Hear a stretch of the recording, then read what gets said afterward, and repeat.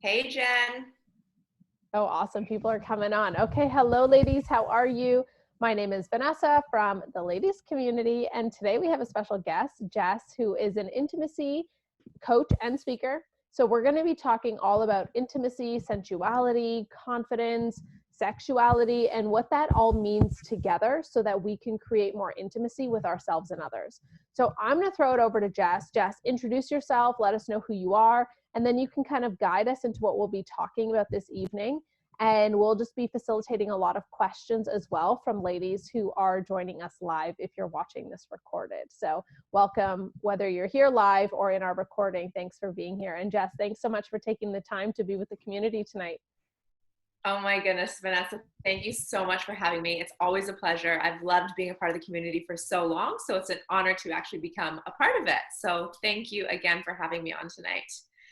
Like Vanessa said, my name is Jessica Mowforth. I am an intimacy coach and speaker. I've formerly been known to be more of a women's coach, but I'm kind of transitioning to both men and women. I specialize mostly in like sacred sexuality, creating a foundation of forgiveness for the purpose of relationships and really creating emotional connections to our partners, starting with an emotional connection to ourselves.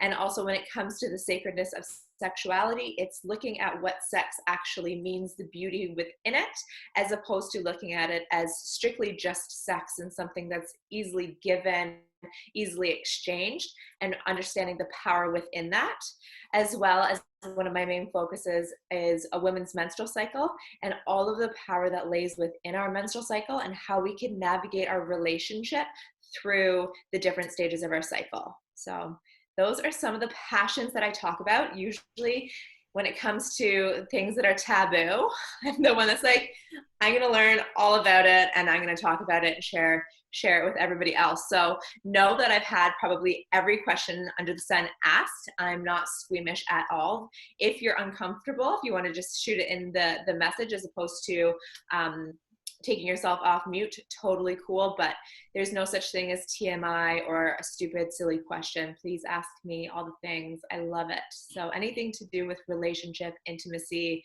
sacred sexuality, and the power to heal. So Why do you think that women struggle so much with intimacy and sensuality? Well, we weren't really raised in a culture that really supports it. So we've been taught that sex is something that's shameful and can easily be given and unworthy of having more to it than just the act of sex. We've also been taught that sex is something that we can use to gain from, whether it's exchanging sex for money or exchanging sex for love or attention, or we feel like to be able to get and maintain the relationship, we need to not be a prude. We need to just naturally be able to give sex, even though we may not fully understand what it is for us to actually embody who we are as a sexual being.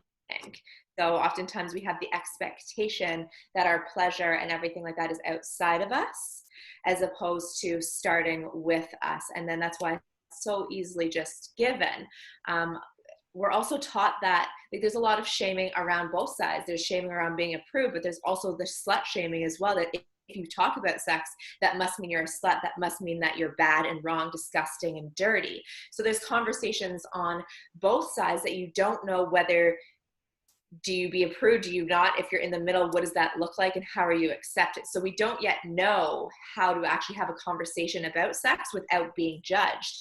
Yet we live in a society, whether you're a man or a woman, where everything is so sexualized down to shampoos and conditioners and burgers. And then we've got like bikini competitions and all the things going on in the magazines and makeup and beauty and all that stuff that we don't know also how to love ourselves as a sexual being, because we compare ourselves to everything outside of ourselves. So it kind of makes everything around it so hard to talk about because we don't know where we actually fit in. Can you ladies relate to that? Let us know in the chat box if you have difficulty seeing yourself as a sensual and sexual being. I know myself personally, and Jess, I'm sure you'll share some of your story. I was raised Catholic, so I've noticed as I've gotten older, being sexual with my partner, still I have a conditioning of that guilt and not really sure of how to transition from, you know, casual sex to sex with a partner and what that looks like, and then what that looks like also within myself. So let me know also, ladies, what your experiences have been so that we can give more tips and help to connect to those specific examples. Jess, if for women that are on right now and are watching, what are some symptoms? I'm going to say symptoms, but what are some things they may be feeling or experiencing that may be signs that they need to dig deeper into their sensuality and what that relationship means with themselves? So something that I see that is a very common pattern with not only just my one-on-one clients, but I have this question asked multiple times in my speaking events as well, is how to teach their partner how to, like, their partner just doesn't get them. So the questions all come down to, oh, my partner either doesn't do it right, or how do I get my partner to do this, or he just doesn't get me, or she just doesn't get me, or whatever it is. So what it comes down to is the conditioning around, and I sort of touched on this a second ago, that our pleasure comes from them. We've also been conditioned that sexual chemistry is what creates a powerful relationship. And then we wonder why that all phases out, when really what we're doing is we're building relationships on lust and infatuation.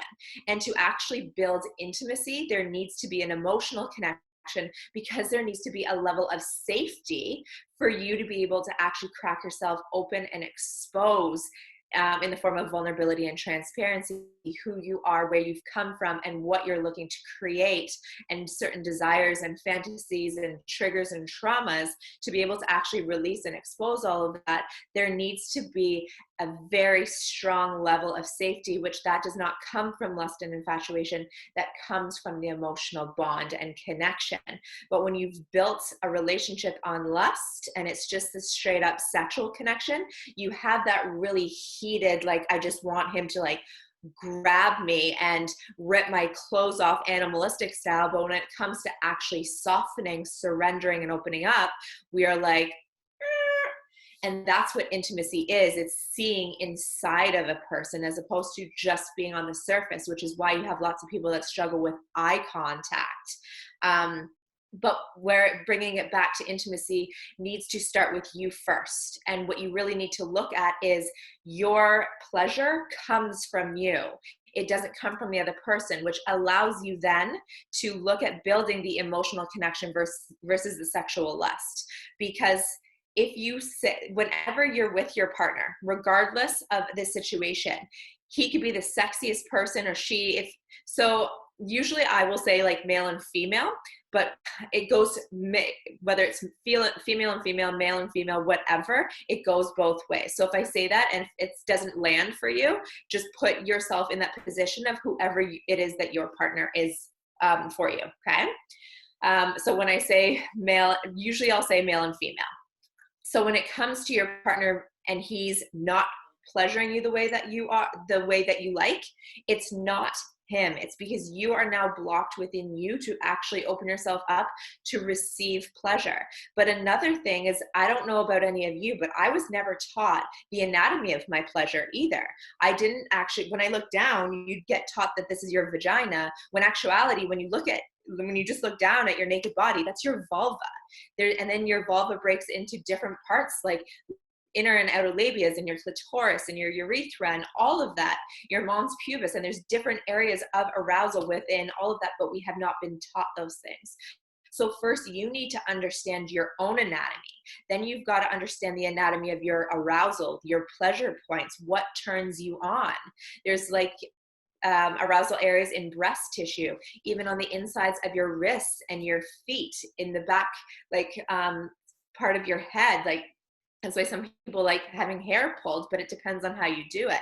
So it's understanding what turns you on without having the expectation that that comes from the other person. Because when you have the confidence in your own body and the confidence in understanding your own pleasure, it then gives your partner the permission to just explore and share with you, as opposed to taking responsibility of you.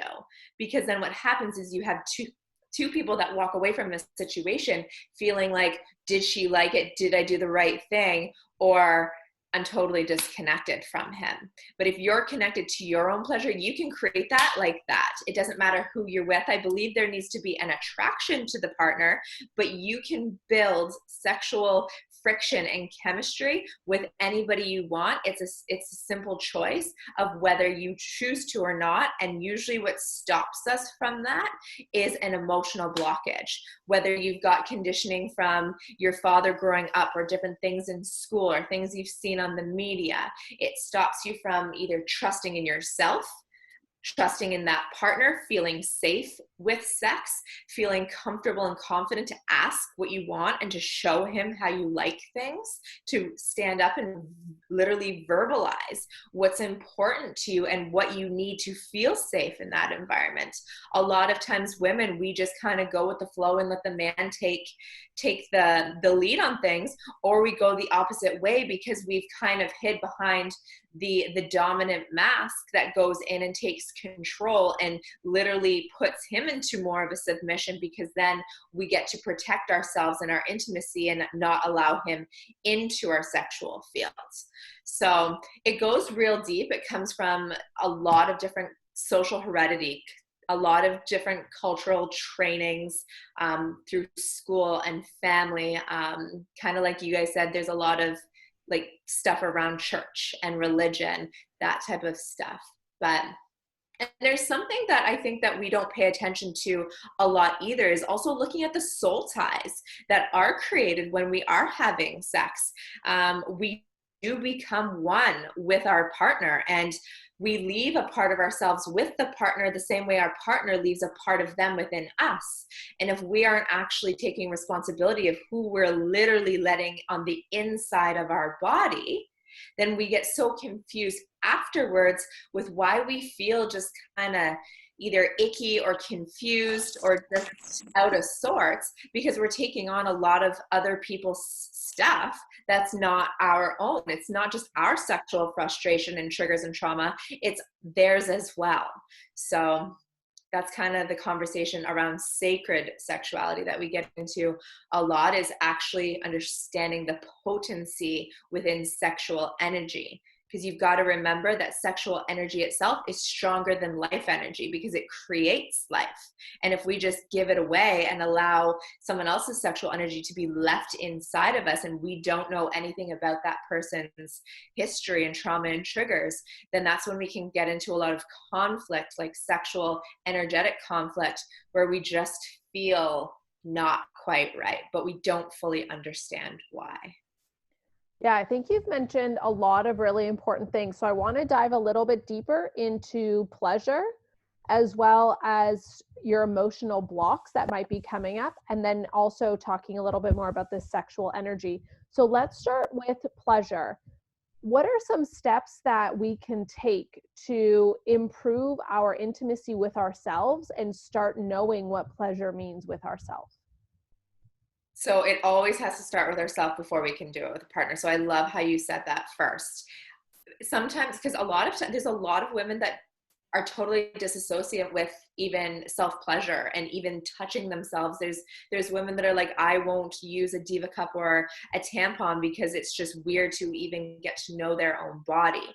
And that we have to look at with a lot of love and grace and compassion, because all that is conditioning from your past.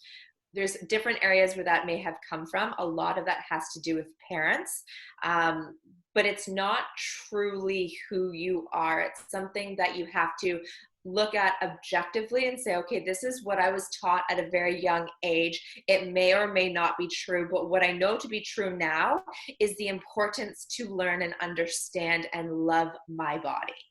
So when you can get first past that, it gives you the permission to explore your body and its pleasure in whatever way is safe for you in that moment. And maybe that just means that you over pants, put your hand over your vulva and tell her you love her. Maybe that is every morning waking up with a mirror, whether it's sitting in front of a mirror or squatting over a mirror and just loving and analyzing and idolizing your anatomy and just getting in detail with the different parts of your anatomy. Because the beautiful thing about vulvas is they all look different, and on purpose. Like, they're all different shapes and sizes and colors with all different types and textures of hair, and everything looks so different. Like, there are similarities in some way, but we're all so uniquely, beautifully designed. Yet what we do is we compare ourselves to porn models where everybody has no hair and everything looks exactly like this. And then when other women look at themselves and they're like, I don't look like that, we then compare, and next thing you know, we're in our head. So I would start with that first, giving yourself permission to even understanding what pleasure is. Then starting in baby steps. Maybe that's just touching your boobs. Maybe that's even just having a bubble bath where you are sitting with yourself naked, as opposed to just going through the motions of a shower to get clean and get out. But paying attention to lighting candles and using essential oils, things that actually feel and allow your senses to start stimulating. I'm very big on, in Tantra, there's a lot around senses. So paying attention to what you see, what you smell, what you feel, what you hear, all of your senses get into play. So pay attention to that, because when you've got some essential oils going on, you can pay attention to what you smell in that moment. Maybe it's ylang ylang. What you see is the different curves of your body. What you touch is maybe the inside of your thigh, or you can even touch and feel the silkiness within your hair. You're literally giving gratitude to you and yourself and your body. And start with simple things like that, and then work your way in. Maybe that starts with giving yourself a foot massage and working your way up your calves to your thighs to your vulva. Maybe it's touching your hips or your bum or anything you like. That's where women get confused. It's like they go from doing nothing to all of a sudden they're sticking their fingers inside of their vulva. And that's very overwhelming and very intimidating for somebody that has believed in something different for many, many years. So start slow in what you feel most comfortable and work your way up, and use fun natural lubes like coconut oil and grapeseed. Use different types of essential oils that make you feel good inside. It boosts your confidence. I love ylang ylang. Ylang ylang is great because it invokes the inner child, so it helps heal that and gives you permission to play. But it also is very feminine and very sensual, and it's a natural aphrodisiac, and it gets your pheromones going. So you can also use that in a sultry environment with some candles, and start with that. Maybe it's even turning on some sensual music and just in your bedroom with candles, swaying and moving your body and just watching how you flow. That could be a start as well. And as you do that and you actually start paying attention to your senses while you're going through those activities, you'll start to notice things about yourself and your body and your turn on that you've never even paid attention before. And that is something really cool about that, is when you're turned on sexually, what we don't know and we're never taught is that our sexual force and our life force are connected. Our creative force, it's all there. So when we get a creative idea to go and make a dance, choreograph a dance, sing a song, paint a picture, build a business, create a community, something like that. Like Vanessa, when you went and you sat there and you're like, I'm new to this and I need to get out and create with other women, get to know other women, that was coming from your sexual core, and you were getting turned on. You just happened to use that turn on to overflow and building one of the most powerful women's communities in North America.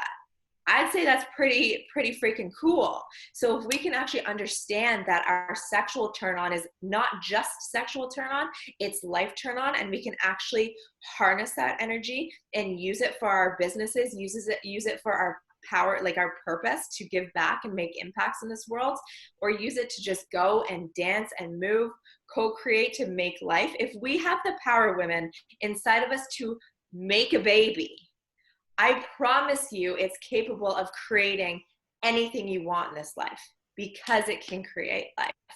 So start simple, but come from the mindset as we are women, and we've been given this gift called pleasure that's cultivated within a womb that's capable of giving birth and creating life. And that should not be taken lightly. We should learn all about it. So start where you are. Don't try to be where other people are. Just start where you are. And that could simply be like whipping your hair back and forth, or like putting on an essential oil on your wrist and taking a deep breath by thinking of yourself in a sensual way. And it can also go down to using like jade eggs and full on self pleasure. It could be wherever you're at. Yeah, I love those tips and how you draw that parallel of turn on sexually versus turn on in life. What if people are listening to you and thinking turn on, like, I find it so hard to get turned on. Maybe they are also feeling unmotivated in life and finding it hard to turn on in life.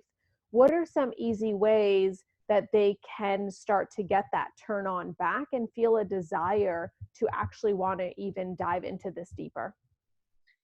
Presence is the biggest thing, and that's where it's coming back to your senses. Take a moment to just stop and literally be like, in this moment right now, what do I hear? And you can take a second and you're like, wow, there's birds, but I was so busy thinking and I didn't hear the birds. My husband or my girlfriend are cooking in the background, or I hear a lawnmower, or I hear the ocean. Like, you hear things that you get so used to. Even for you and I, Vanessa, living in the city, like, we get so used to hearing traffic and stuff all the time that it becomes just the white noise in the background. But when you actually think about all of it and listen to it, it's a very different sound than it is noise when you're present to it. Or what do you see right now, as opposed to just looking at the television or your cell phone. Like, observe the beauty that you created in your living room or your bedroom. Observe like the plants that you've got. Like, look at like the fibers of the blanket, or the texture of the silk pajamas that you're wearing, or whatever it may be. Taste. Are you drinking tea or eating a piece of dark chocolate or something? Like, literally pay attention to different things. What are you smelling in your room? And that's also another thing, is paying it self-care. Like, if your room is something that is full of like old dishes and it doesn't smell great in there, it doesn't look great, it doesn't feel great, well, that's going to show up on the inside of your body as well. So clean up your living space. Don't live in clutter. Don't live with stuff that can be done tomorrow. Clean it up so that you then create the capacity to explore different areas. When it's so cluttered, it stops us from actually opening up. It actually brings us in like this, and then we're not able to receive. And then being mindful of not only just the senses, but the purpose of why you're taking that moment to be in tune to your senses. Because we've been so sexualized and desexualized at the same time. There's a lot of frustration. So if those words trip you up, say, actually, I know that there's something going on in life right now, and I know that I'm capable of doing something. I don't know what it is. I haven't felt motivated in so long, but I know that I want to. So I'm going to take this moment now, even though this feels completely ridiculous and silly. I'm going to do it just because Jess and Vanessa told me maybe I should try. So sit there and then say, I'm willing to see things differently, because everything is a choice. And the only thing that matters is the willingness to do or be. And actually, I'm going to get rid of do. The willingness to be something different. So if you have not felt motivated, or if you have not felt sexually turned on or life turned on in a while, say, I haven't, but I'm willing to see things differently. I'm willing to show up differently. And then get in tune. Take a minute or 5 or an hour to get in tune to all of your senses in that moment. It sounds crazy. I want all of you to message me tomorrow when you've done that and be like, this is crazy. Because we get so caught up in things just flying by that we don't actually realize what's happening right here and right now. And when you're living in the past and living in the future, and the only moment that's actually happening right now, you don't actually get to acknowledge, then you're stuck in depressed thoughts of what you didn't do right or what you should have done or what you need to do to get here, that you're not actually taking action and living fully in the moment that is happening right now. Like that's when those days, when all of a sudden, a perfect example of this is when you're sitting on Instagram, the next thing you know, it's an hour and a half. And you're like, how is it already 8:30 at night? I don't even know what happened, because you've zoned out in your thoughts and you're literally scrolling. There's probably a lot of competition. I should be doing this. I should have done this, that your life is literally just passing you by.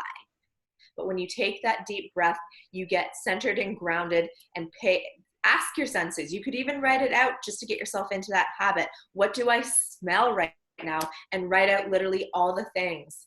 Maybe your dog just, I don't know, brought you a funky present. It doesn't always have to be lollipops and roses. Sometimes you hear, see, and smell things that you don't love, but at least you're aware. Sometimes we learn the things that we love by seeing the things that we don't love.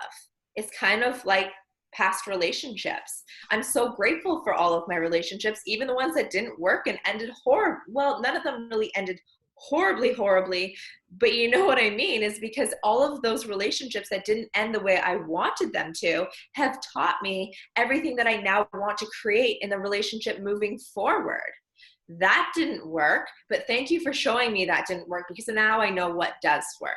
Everything's a life lesson. So if we look at also the things that have created the conditioning in our minds as gifts that have now brought you here to ask these vital questions, you now get to open up to lessons that may not have been taught to you if you did not already have certain conditionings that would have intrigued you to show up tonight. Yeah, being open to see something different and be something different also applies in other areas of our life. I want to call out different labels that we use for ourselves. So anything that you say after the word I am, we had a couple today. I am shy, or I am introverted, or I am not sexy, or I am, big or small, whatever you follow after those words. Do you want that to be your truth? Do you want that to be your identity? We are not born that way. We are learned, and we learn over time, and we are conditioned to become that. So you get to choose who you want to be and who you want to show up as every day, sexually and in life. For sure. I want to dive a little bit deeper into these emotional blockages that you've talked about, because you also mention it with being able to receive. Can you tell us more about what that means if somebody has an emotional block and they're not able to receive love and pleasure? Yeah, for sure. And I'll give you some examples in my own life, and maybe you ladies can relate. But I was raised with a dad who grew up himself. My dad is very attractive. He's 6'8", a businessman and a jock. So he attracted a lot of women. And he also was raised with 4 brothers, no sisters, no close women to his life. So he grew up that quote unquote playboy.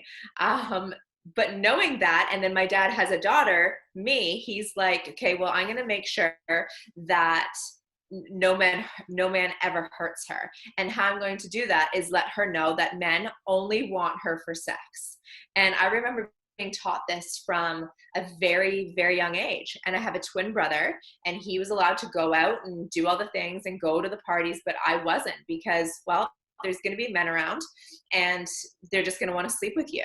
So I created this like protection layer of men just want me for sex. Therefore, when a man speaks to me, there's already this filter of he just wants to sleep with me. So you can tell the level of trust, you could tell the level of listening that I had of him when he was like, oh, I love your hair and I want to have sex with you, is essentially what I'd hear, right? Oh, you're so smart and I want to have sex with you. Like that, it was always there, even though I wasn't super conscious of it. It always had it didn't matter what they say, it would always come with that. So there's always a natural defense. And when you've got that and you're building these blockages, 2 things happen. 1, you attract those situations into your life. And at 15 years old, I had a lot of sexual trauma and stuff happen to me around rape and sexual assault that then reiterated the beliefs, from when I was a child, which then going into late teenage and early 20s really created a mindset of I will get you before you get me. And I put on a very dominant stance that kept men at a very safe distance. I would go out and allow men to give me attention because it would feed my ego and make me feel good enough in that moment. But as soon as they try to get anywhere close to me in an intimate level, I would be out of there. So I couldn't receive anything that was intimacy, love, emotion. Anytime a guy wanted to show me that he actually genuinely cared for me, it was like a natural deflect. I was like, nope, I got me. I'll take care of me. I don't need you. And I'm also going to get rid of you before you're even capable of hurting me. And the more you do this, you create a cycle, but you also create blockages that you aren't totally aware of. And then you have the conversations with your women like, oh my goodness, are men all just playboys? Or men just want me for sex? Or they just want my body? Or men all cheat? Or something like that, because that is the already always listening that you've programmed in yourself, that is naturally what we draw in and what we mirror. And until you take responsibility of how you're showing up in life and what you're attracting into life, none of that will change. So we've got to look at how we were raised and certain conditioning from school and church and parents and friends and experiences that we've gone through. And if there is an experience that's happening in our life right now that is less desirable, what is the emotional attachment within that is stopping us from actually achieving what we want? And it kind of comes back to the law of attraction, but we're just doing it in the negative way, where we're not actually putting out energy that's attracting in love and abundance and intimacy and connection. We're actually putting out blockages that say, I don't feel safe, therefore you can't get anywhere near me. And I think that's where we really need to dive deep on ourselves and see. A question I always ask my client is, what does it serve you by being attached to? So here's an example that will probably help explain it better, is when you go to the gym, or a question, here's an actual example. So I had a client that was like, well, I'm going to start dating after I go and I lose 25 pounds, because then I'll have my own confidence and I'll just feel better and I won't be thinking anything about my body. So I'm going to go to the gym. But then all of a sudden she falls off. She goes to the gym for 2 or 3 weeks and then she stops. She'll start maybe again and then she'll stop. So she can maybe lose 5 pounds, lose 10 pounds, but she doesn't hit her 25-pound mark. So she didn't even notice that it had anything to do, her lack of consistency at the gym had nothing to do with the fact that she didn't want to go to the gym or she wasn't motivated to go to the gym. It had everything to do with her resistance to acknowledge the emotional attachment she had to dating and the triggers and trauma around that. Because if she goes to the gym and she loses the 25 pounds, she's now going to have to, because that's what she's committed to herself, date, which then she needs to be vulnerable. She needs to be open and transparent. She then risks being heartbroken. And that pain is what keeps her from not going to the gym, because then she has the excuse to say, well, I have yet to lose the weight, therefore I'm not dating. We do this so often and so mindlessly or unconscious that we don't even see why we're not succeeding in one area of our life because of what's happening in another area of our lives. So ladies, whenever you're looking at something, whether it's about going to date or whatever you're resisting in your own relationships, and you're like, I'm going to do it when I get this or have this or be this, look at why you're self-sabotaging here, because it really has nothing to do with the real the reason you think you're sabotaging, and it has everything to do with what you gain. And I don't mean gain good, but what you gain in the form of control by resisting it. Does that make sense? Yeah, that totally makes sense. I really love that example. I also want to draw a parallel to another example, and I'm sure you're going to have one, because resistance may come in the opposite form. We all see, and maybe this is you or a friend that you have that falls in love very quickly. You may find someone and feel like you're very open and fall in love really quickly. You know, every month you might find someone who you think is the one. Talk to us a little bit about the opposite and where, and because that might not look like resistance, but is still another form of conditioning and something that they need to work through. For sure. And this I actually see quite a bit. And for me, there's a big difference, because you hear a lot of conversation right now around being codependent. And I want to make something very clear.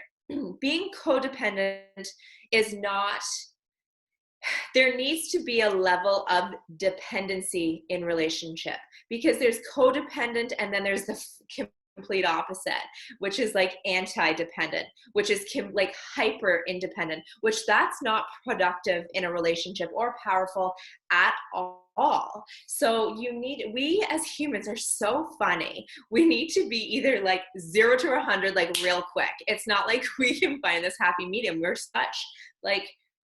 so dramatic.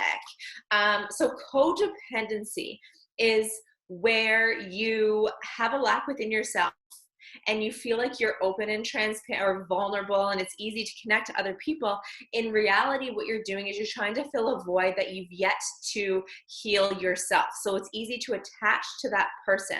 But the thing with that is typically you're only going to attract other people that also have missings or voids within their life.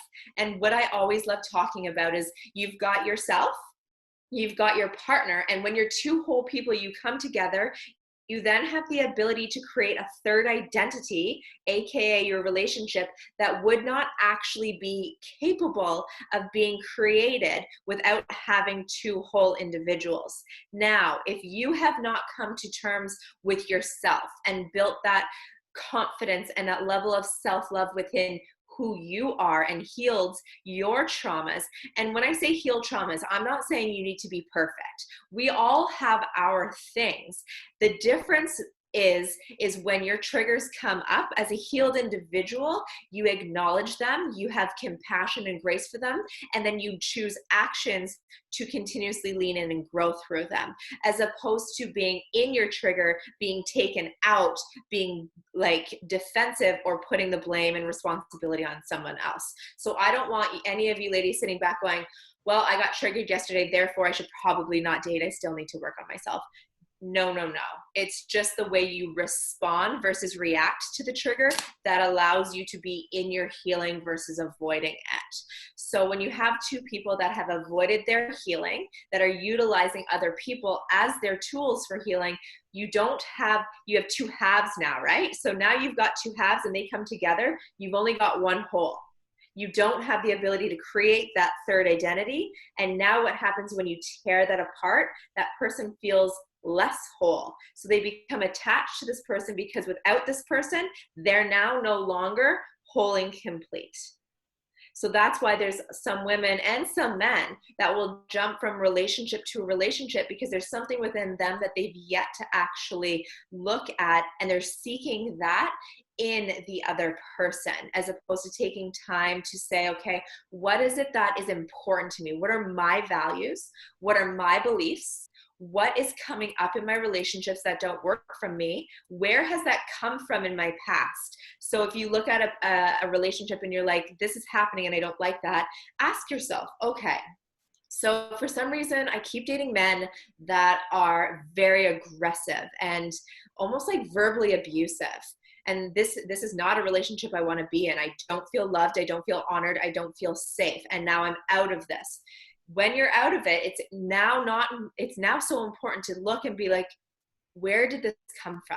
Where in my life have I felt this type of abuse before? and then get very clear on that. And that's where the healing comes from, because it's not that all men are abusive.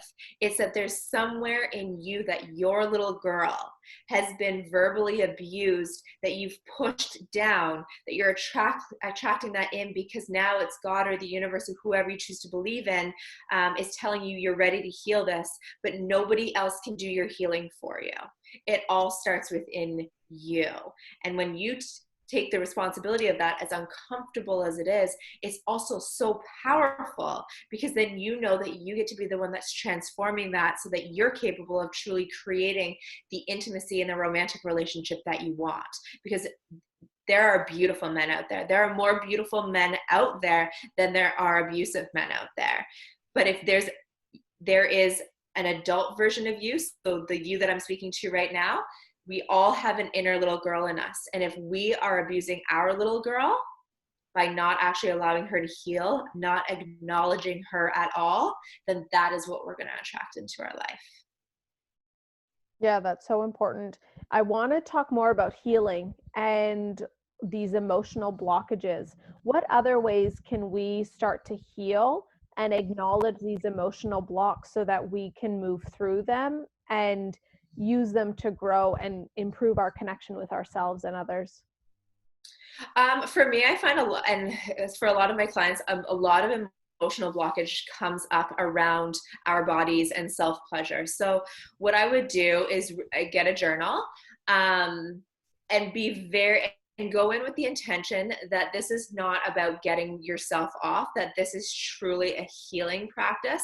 So then when you touch different parts of your body and see what happens, even if it's touching, like grabbing a wrist like this, if you were grabbed as a child like that, that could be very triggering for you. So, but the brain does this funny thing where sometimes we forget about a lot of the stuff that happened in our past because it didn't feel safe, and it wants to block it out completely. So that's where we now have to say, okay, if there's things in our lives that don't feel the way we want them to feel, we've got to kind of dig a little deeper, because that's where the emotional blocks come from. They don't come from something that typically happened yesterday. Oftentimes they came from when we were 7 or 11. And a cool thing you can do is, when you feel those triggers come up, don't think about it, just ask, how old was I when this happened? You don't even have to know what it is. Just say, how old was I when this happened? And a number will pop to your head. Write that number down. If you feel safe, go back to that and explore it more and say, okay, the number 13 is coming up. And you could say, little Vanessa, this is big Vanessa. I've been ignoring you for a really long time, and I want you to know that I'm here. You're safe. And whatever you need to talk to me about right now, I'm here to listen. And then just start writing. And then a cool thing that you can do with that is literally say, little Vanessa, I'm ready to work on you right now. I know, because human beings, we all go through stuff. I know that you've gone through stuff, and maybe we haven't always talked about it, but I'm ready to have that conversation. How old are you right now? And a number will come up, and you could just write a letter to her. Don't think about what you're going to write. I will give you no tips on what to write, but literally just write her a letter, and you will be surprised with what comes up that you didn't even know exists. I ask that you do this when you're by yourself and when you've got time, because I've never given this tool to a client and then not come back to me and say, wow, 1, powerful, 2, what just happened? Because usually you go through many, many layers. Sometimes anger comes up, grief, sadness, loneliness, fear, crying, laughing, like all these things come up. And then as you process that, what you can then do, if you were Vanessa at 13, you could then, as Vanessa 13, write a letter to Vanessa now and see what she has to say back to you. So it's really cool to go back and do the both and see the conversation that consciously you would not be able to cultivate, because it's all coming from internal subconscious, but truly your truth. But I ask that you do it when you do have some time, and when you are in a safe space that's preferably alone. I know it's much more challenging if you've got kids at home and then all of a sudden you're in the middle of a letter that's truly getting to something and a 6-year-old comes running and screaming, asking for like breakfast. You know what I mean? So take a moment when you can actually be in a bathtub or be in your bed or cozied up with a nice blanket and a cup of tea so that you can allow whatever needs to come up, and know that as human beings, there's going to be blockages. That's what happens. We all go through life with different experiences, some of them relatable, some of them feel totally unrelatable to other people, and you feel like you're alone in this. I promise you, you're not alone, and you're safe to allow these things to release. And you wouldn't be on this call right now listening to Vanessa and I unless you were at a place in your life where you were ready to release them. Yeah, that's such a powerful exercise. I actually give that to a lot of my clients too, just mindset work, right? You can do that with regardless of what trigger you're being triggered by. So you can just, when you're triggered throughout your day, you can do that same exercise and it would work so beautifully, like you've described with sensuality and sexuality.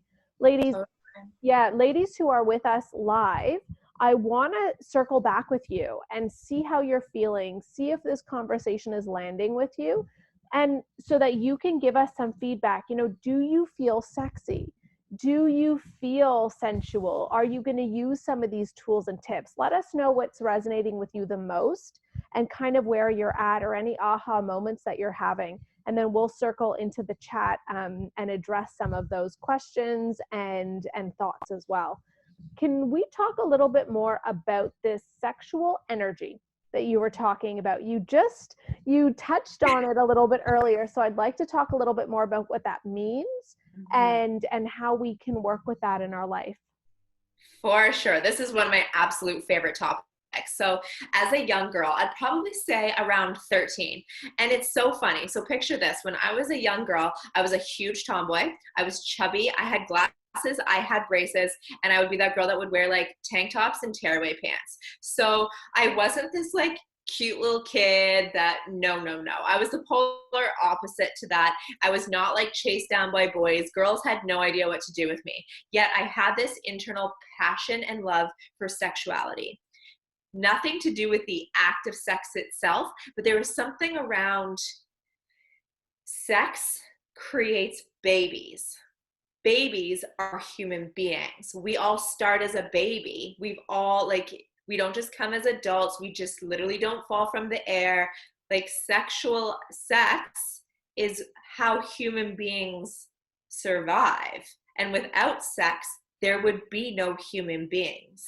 So to me, that was fascinating. I was that kid that was like young and was like, Mom, how are babies made? Like for real. And if you tell me a bird dropped from the sky, like, no, I'm way too smart for this. So I needed to know all the things because I was like, this is so cool that we as women even get to like grow these babies. And if I'm able to do that, what else can I do? So I started reading books. I've probably read over 1,000 books in the last like 2 decades since I've been studying this. And I studied in Toronto, and I also traveled all over the world studying Tantra and Taoism. So Tantra, like meditation and practice, as well as Taoist pleasure principles and stuff like that. So I've learned quite a bit from like a spiritual side of it. So Tantra, if you guys don't know, is like bringing spirituality and sexuality together. And I learned in different versions of it because there are different types of Tantra. And even when it comes back to spiritual practices in the Bible, like when you've got sexuality and any type of spirituality, the one thing that everybody seems to agree on, yet nobody wants to talk about, is the sacredness of sexuality. And it's funny because a couple of women, and Vanessa yourself included, brought up like church and religion. But when you actually get rid of the religion aspect of it and just look at like the faith, God, Bible, faith, how do I want to say it? Like the actual scriptures in the Bible and the way God created sex, which is so funny. Like he actually looked at Adam and he even said like to procreate, like to, what was the actual line? oh my gosh, what, like the very beginning of the Bible. Do you know what I'm talking about? Oh my gosh, something about fruit. Be fruitful, and multiply. So that comes up in different religions, different cultures.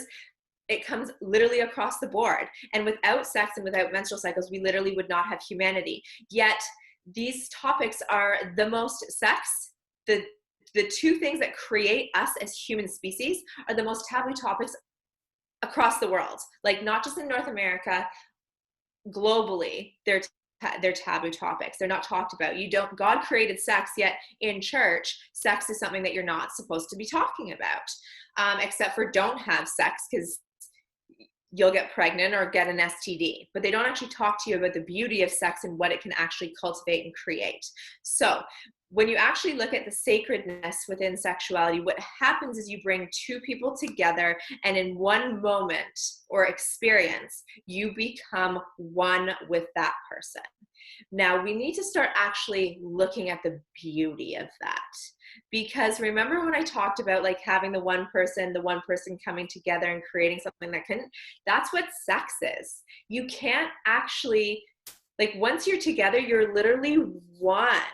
And you're exchanging sexual energy. So there's an energy that's literally flowing into the other person, coming back, and same with his energy is flowing into you. And there's an actual energetic circle, which that's what builds the intensity of it.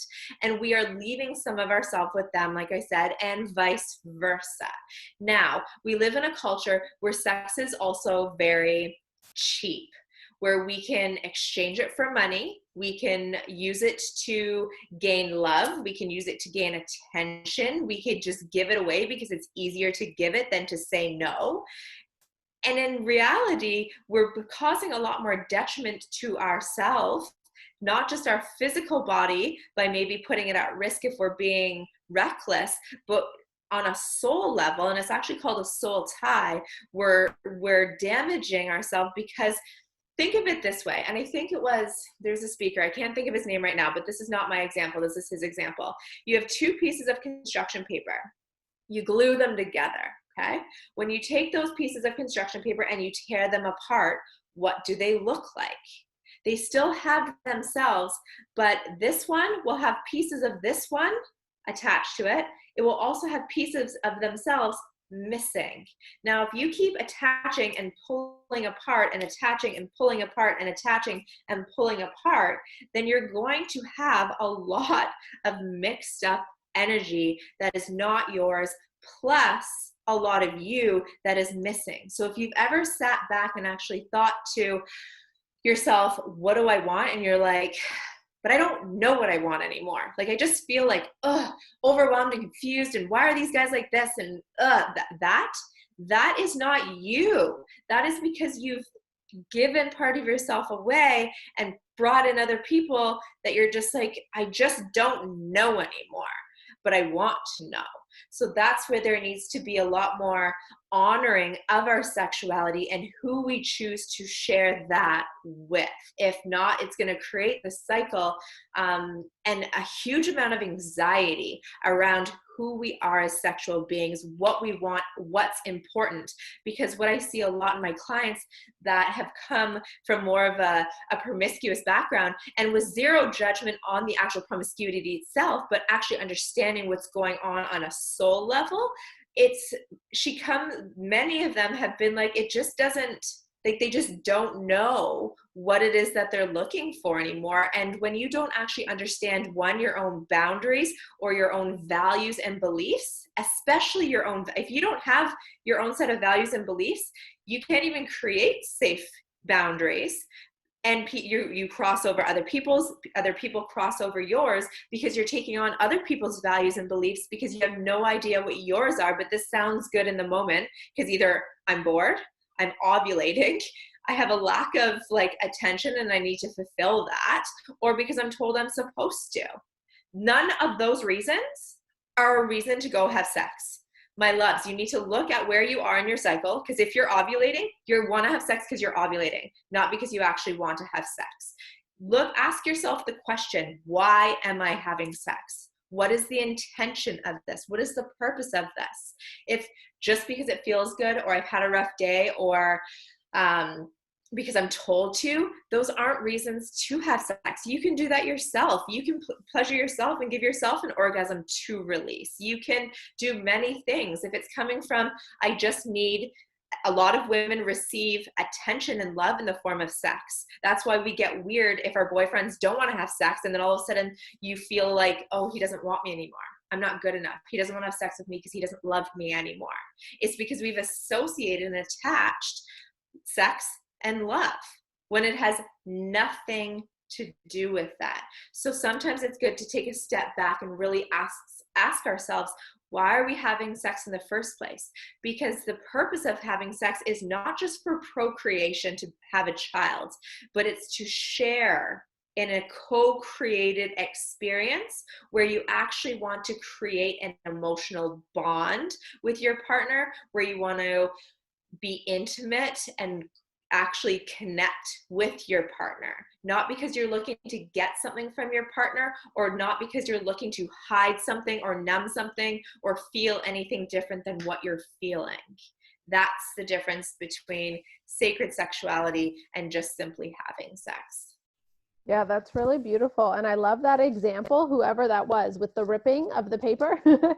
Right? So if that example resonates with people who are listening, how can someone heal those pieces that have been left with others and their pieces that may have been left with them? So meditation is big, because the first step to healing all of that is taking responsibility and recognizing that question that I asked you is why. So I don't want you to come from a place of why because it's wrong. I want you to come from a place of curiosity and grace, and say, okay, so I've made these choices. Why did I want to have sex with that guy last night? Well, because I was drinking, and I tend to lose my inhibitions when I drink, or because my boyfriend broke up with me and I wanted to feel good enough again, or because I've been single for 2 years and my girlfriends told me I just need to get laid. Like, look at where that is. And when those things come up, there's no room here for shame or guilt. Please, please, please, if you take anything away from this tonight, know that shame and guilt is not what is going to actually allow the healing. It's just observing what comes up for you. And when you see that, be curious about it and say, oh, I did not know that I actually make sexual choices when I have stressful weeks, or when I get rejected, I make this choice. Or that's true. When I go out and I don't drink, I tend to go home and I feel this, and this by myself. Or when I do drink, I tend to always end up in somebody else's bed. Like, it's getting really self-aware with who you are. That's the start. Some tools that I love, the jade egg is really powerful for me. I don't know if you've heard it. It's a Taoist pleasure practice, and it is an actual jade stone that is in the shape of an egg. And you can start even by rubbing it on your boobs, the outside of your vulva, creating a really pure intention that you're looking to cleanse energy out while also healing any trauma. We hold a lot of our feelings and our emotions and our past trauma in our cervix. So if you're somebody that has sex and it's really painful or really tight, or there's a lot of numbness, like you don't feel a lot of stuff sexually, it's a lot of stuff from our past that is being held in our cervix and our vaginal walls, and our G-spot, that type of stuff. So you can massage that and really work that. And the jade egg itself, I find, is really powerful at releasing and also awakening our own pleasure. But the mindset is so important around that, of the intention that you're creating around healing and giving permission to open up, but also having so much compassion, because remember I said there's a lot of sexual shame, but it's on one side and then the other. So what I don't want you to do is be an empowered, promiscuous woman and then go to a guilty, oh my goodness, I had sex with 10 guys last month and now I'm this disgusting, horrible person with all these men inside of me and I've lost myself. That's not going to help you. The best thing to do is accept where you are right now, love who you are in that moment, show so much love and compassion, and then get curious. Perfect. And I know we're at the hour mark, so we're going to start finishing up. So if you have any questions, put them in the chat box. We have had some comments that we'll just get to quickly, but I did want to quickly chat about menstrual cycles because you had mentioned those before. So what part does the menstrual cycle play in this sensuality, and how can we connect with ourselves during each part of our menstrual cycle? So our menstrual cycle is literally like a woman's blueprint. Like, we were given a menstrual cycle for not just the ability to have babies and plan our pregnancies and stuff around them, but to understand how we actually can live in our lives. There's 4 different phases like in the cycle, and people will address them in the form of like seasons, different types of the cycle. Like, there's different names for them. I love calling them seasons because they actually relate so much to the seasons in our environment. But when it comes to sexuality, ovulation is when you're peaking, when everything is like at its highest and you are emanating pheromones. That's when you are most communicative and outgoing and confident. That's when men are going to be most attracted to you. Your body temperature is higher. You're just a lot more alluring. That's when you really want to go out and network and ask for promotions and go on first dates, that type of stuff. But it's also a time to be aware of, I find for me, it's the end of so think of it this way, because I don't want to confuse people. When you have day 1 of your menstrual cycle, so as soon as you start bleeding, that is day 1 of your cycle. Cycles typically last anywhere from 3 to 7 days, and then you go into your follicular phase. So follicular phase, to be quick, is essentially you've got your ovaries and all the little follicles are trying to grow to when your body releases an egg to be able to fertilize. So then the follicular stage usually lasts between 7 and 10 days. Then you go into ovulation, which is when you are open to conceive a baby. And also, if you're not ready to conceive a human baby, it's also the best time to collaborate with other people to birth an idea for a business or a project or a community or something like that as well. You don't need to necessarily birth a human. You can birth so many other things as well.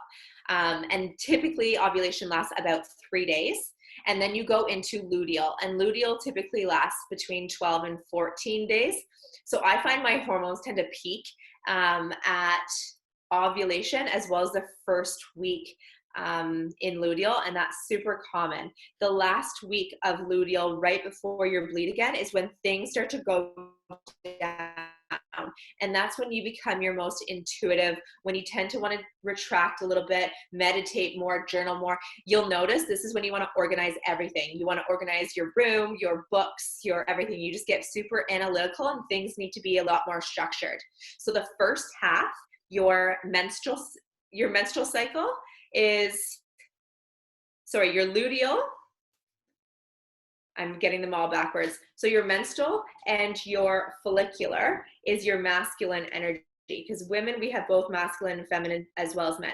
So your menstrual cycle and your follicular is more masculine energy. So it's when you're more structured and analytical, and your ovulation and your luteal is when you're more feminine. So then when you go into the end of luteal, beginning of your menstrual cycle, that's where you just want to kind of be left alone, but also pay attention to feelings that get brought up. So a lot of times, if you feel sadness, frustration, impatience, anger, rage, that's because there's things from your past that have been pushed down, that have yet to be dealt with, that your body is intuitively bringing up to the surface so you could release. So people will say, like, there's so many jokes and memes, and it's horrible, about women the week before their periods being obnoxious and crazy and all these things, when in reality your body's actually serving you by showing you, okay, if you do feel rage, what can you do about it now, because it's now no longer serving your body.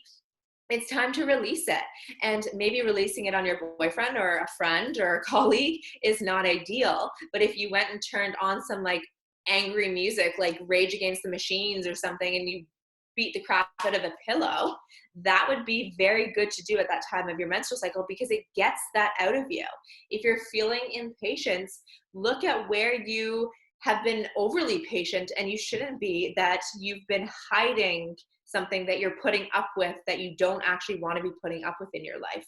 So use the end of your luteal, so the week before your period and being on your actual bleed, to look at areas in your life that are not working and any sort of feelings that are coming up, and knowing that you need to release them, and paying attention to the cycle in your relationships. So if you are like married or in a relationship and you want to have date night, like plan them around ovulation and the first week of luteal. When you want to have your husband or whatever have a boys weekend, plan it around like your bleed. Like do things like that where you can plan around it, because the last thing you want to do is plan a date night if you're only going to have them occasionally because you're busy. You don't want to plan a date night the first night of your period when you're exhausted and want to be left alone, when if you did that a week before and you just rearranged your schedule, you could have had a super powerful date night, and then the next week tell them to go have like a guys night because you're like, no, I want a brownie and a bubble bath and maybe a cry and a sappy movie. Whatever it is that you need in that moment, start to honor those feelings, because our bodies will tell us what we need if we just actually pay attention to them. So cool. And it's true, right? We're being told everything that we need. We just have to listen to it, right? So a couple of questions are coming in. Do you have any book recommendations for the jade egg use, menstrual cycle, as well as the sensuality? Menstrual cycle, I really love Alicia Vitti. She's really good for menstrual cycle. Jade egg. Actually, you know who's really good? Mantak Chia is really good for Taoist pleasure principles, and he talks a lot about jade egg. And Mantak Chia is really good. He's got the books, multiple orgasm for like couples, individuals, how to heal with sexual energy. So Mantak Chia is very good. Alisa VT is really good for learning your menstrual cycle. And what was the other one? The other question? Like the other part of that question? The Sensuality. sensuality part. Something for specifically sensuality.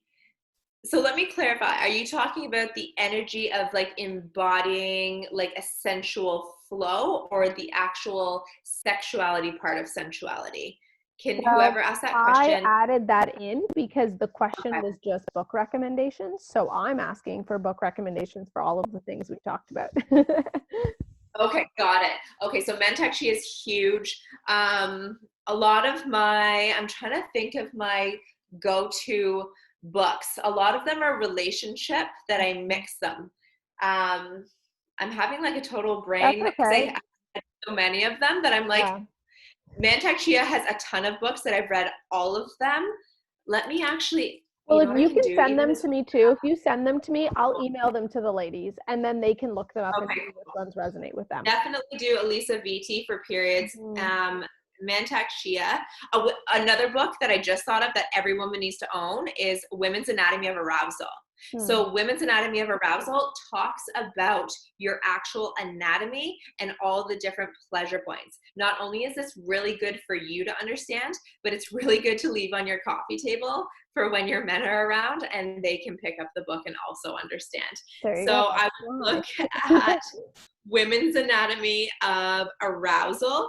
The Red Tent is another one that I've read several times. I don't know if you guys have heard about the Red Tent, but it really talks about the culture of women from back in the day and how they would have red tents and take care of each other when they were menstruating, when they were giving birth, all of that stuff. So it really talks about the tribe and the culture of women loving and supporting women. Something that you may not have known, but back in the day, women actually used to massage other women's vulvas when they were experiencing numbness with their partner. And it had nothing to do with sex. It had everything to do with women honoring another woman's body and helping her through her healing process. Women would sometimes give other women orgasms if they were sick, to help actually release and let go of the tension. And it had nothing to do with a sexual connection to the other person. That's just how women were.